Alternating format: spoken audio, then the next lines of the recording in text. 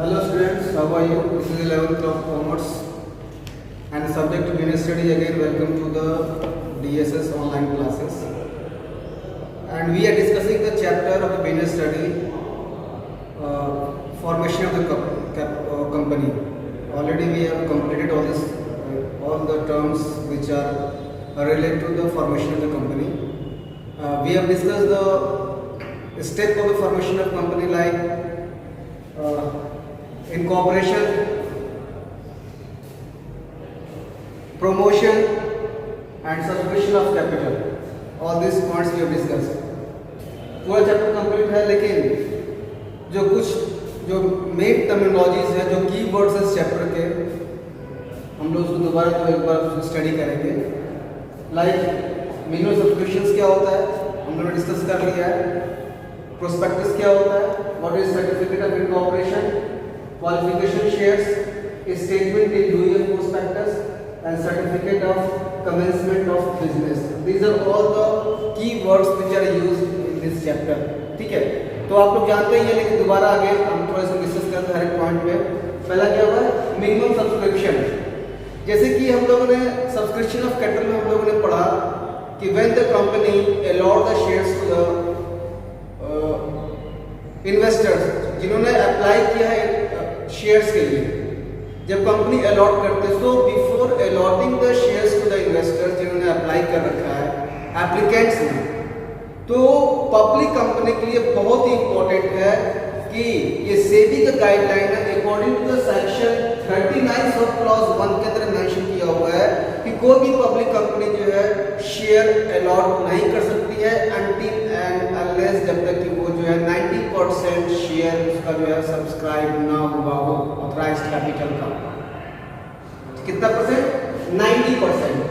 अगर जो है पब्लिक कंपनी का शेयर अगर 90% सब्सक्राइब हुआ है, तभी वो कंपनी जो है शेयर्स का अलॉटमेंट कर सकती है, करेगी, अदरवाइज नहीं करेगी.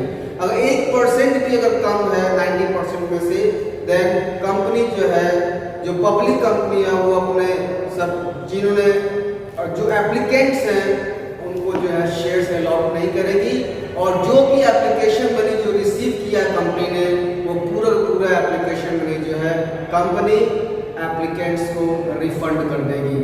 ठीक है, तो ये बहुत इंपॉर्टेंट है ये चीज.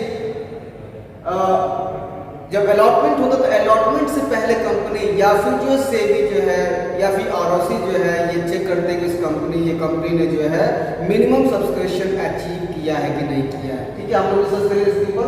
सो नेक्स्ट जो है प्रोस्पेक्टस.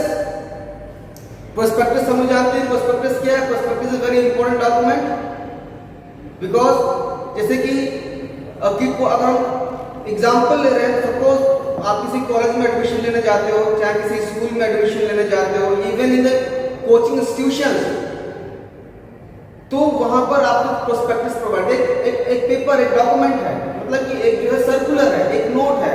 उस नोट में क्या होता है कि सपोज बोलो किसी आप कोचिंग में गए, ठीक है, तो वो कोचिंग वाला जो है, जो कोचिंग वाला जो पर्सन जो आपको जो एक सर्कुलर प्रोवाइड करे कि कोचिंग के बारे में डिटेल इन्फॉर्मेशन रहेगा, कौन कौन से हमारे क्लासेस चलते हैं, क्या कौन कौन टीचर पढ़ाते हैं, क्या टाइमिंग है, ठीक है, क्या बच्चों का फ्यूचर इसके अंदर है, क्या एक्स्ट्रा प्रोवाइड कर रहे हैं. This is the prospectus.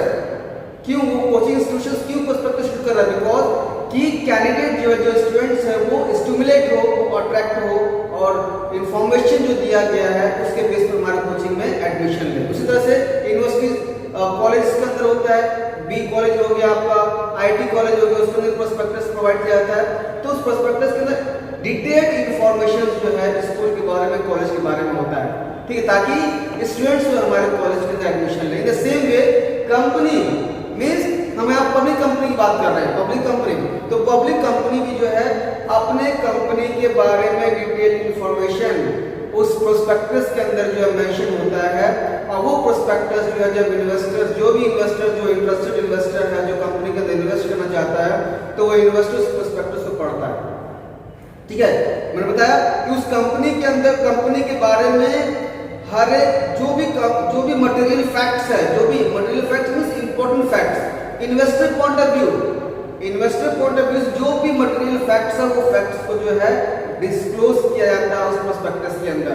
ठीक है, कंपनी के डायरेक्टर्स कौन कौन है, कंपनी का ऑब्जेक्टिव्स क्या है, रिस्क इन्वॉल्वमेंट, कब आपका जो है एप्लीकेशन जो है ओपनिंग डेट क्या है, क्लोजिंग डेट क्या है, everything is mentioned about the companies, ठीक है, ताकि क्योंकि अगर नई कंपनी की बात कर रहे हैं तो इन्वेस्टर्स किस बेस पे इन्वेस्ट करेगा, they have only one options, और वो क्या है, प्रोस्पेक्टस।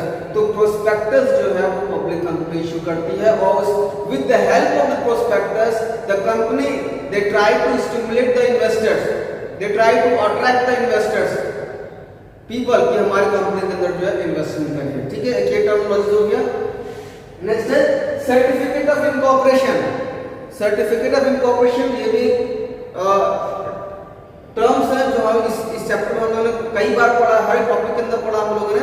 तो सर्टिफिकेट ऑफ इनकॉर्पोरेशन क्या है कि प्राइवेट कंपनी, पब्लिक कंपनी, कोई भी कंपनी को certificate of incorporation and certificate of commencement, sorry दोनों कंपनियां भी, पब्लिक कंपनी और प्राइवेट कंपनी दोनों कंपनी को सर्टिफिकेट ऑफ इनकॉर्पोरेशन की रिक्वायरमेंट होती है, ठीक है। तो सर्टिफिकेट ऑफ इनकॉर्पोरेशन की हमने डिटेल इसको स्टडी किया है। सर्टिफिकेट ऑफ इनकॉर्पोरेशन एक बर्थ सर्टिफिकेट है कंपनी का, प्राइवेट कंपनी, पब्लिक कंपनी का एक बर्थ सर्टिफिकेट है, and we know that the companies they are the artificial persons created by the law, ठीक है। तो लॉ के थ्रू इसका फॉर्मेशन होता है। तो जब प्रोमोटर्स के पास जब आरओसी जब COI corporation of certificate of incorporation जब प्रोवाइड करता है तो उसी दिन जो है जो डेट जो मेंशन है सीओआई में उस तारीख को जो है उसका फॉर्मेशन हो जाता है। एक मार्केट में लीगल एग्जिस्टेंस एक आर्टिफिशियल पर्सन का हो जाता है, ठीक है। तो एक न्यू कंपनी का बर्थ हो जाता है, दैट इज तो so certificate of incorporation certify the existence of new company. This certificate certify the formation और birth of a new company और आर्टिफिशियल पर्सन, ठीक है। तो दोनों तरह की company, I mean public company, private company की रिक्वायरमेंट है। उसी से रिलेटेड आपका जो है certificate of commencement of business, हम पहले ये जो डिस्कस कर लेते हैं। तो private company, when the private company के promoters when they got the certificate of incorporation at the same day they can start the business। क्या मतलब ये है कि प्राइवेट कंपनी जो भी प्रपोज कंपनी है उसका जो है उस जिस दिन जो है सर्टिफिकेट ऑफ इनकॉर्पोरेशन मिल जाता है उस दिन उसका बढ़ जाता है, उसी दिन से जो है अपना बिजनेस करना स्टार्ट कर देता है। But it is not possible in the case of the public company, ठीक है। तो पब्लिक कंपनी को जो है अपना बिजनेस स्टार्ट करने के लिए जो है एक और सर्टिफिकेट की रिक्वायरमेंट होती है, that is known as the certificate of commencement of business, ठीक है। So certificate of commencement of business is certificate certified about the public company that public company fulfil all the requirement, all the legal requirement, जो भी requirements है, जो भी documentation है related to the subscriptions of capital, subscription of capital, जो भी formalities है उस कंपनी ने फुलफिल कर लिया है। I mean to say that वो 90% शेयर अगर पब्लिक कंपनी सब्सक्राइब कर लिया है तभी उसको कमेंसमेंट ऑफ बिजनेस सर्टिफिकेट मिलेगा, अदरवाइज नहीं मिलेगा, ठीक है।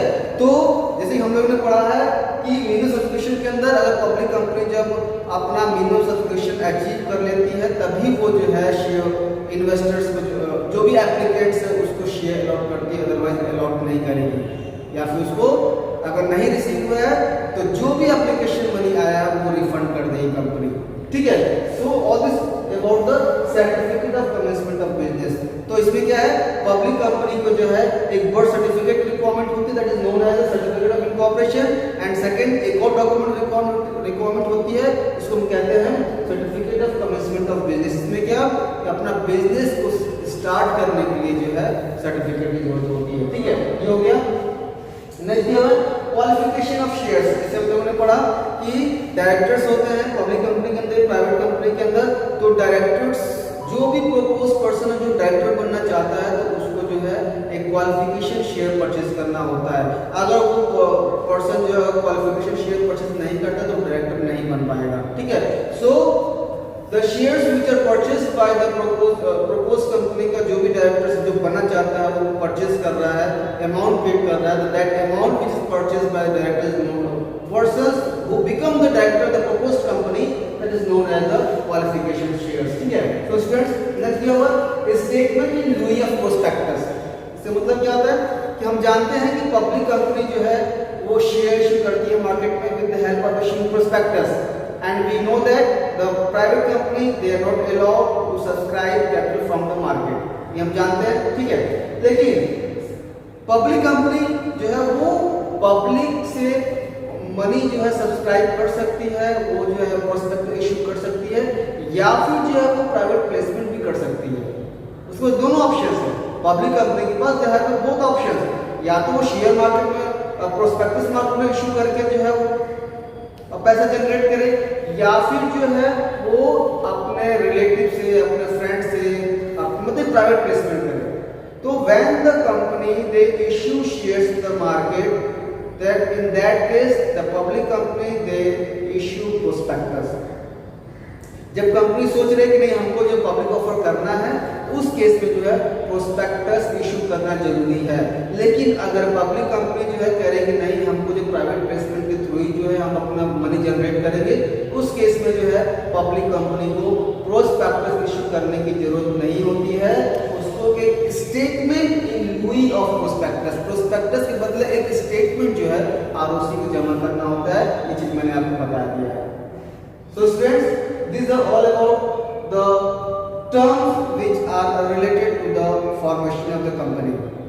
In the next video, we will start the another chapter, और इसमें जो भी आपका एनसीईआरटी में जो भी क्वेश्चन दिए हुए, केस स्टडी दिए, उसको सॉल्व करिए, हम लोग डिस्कस करेंगे। Thank you, have a good day.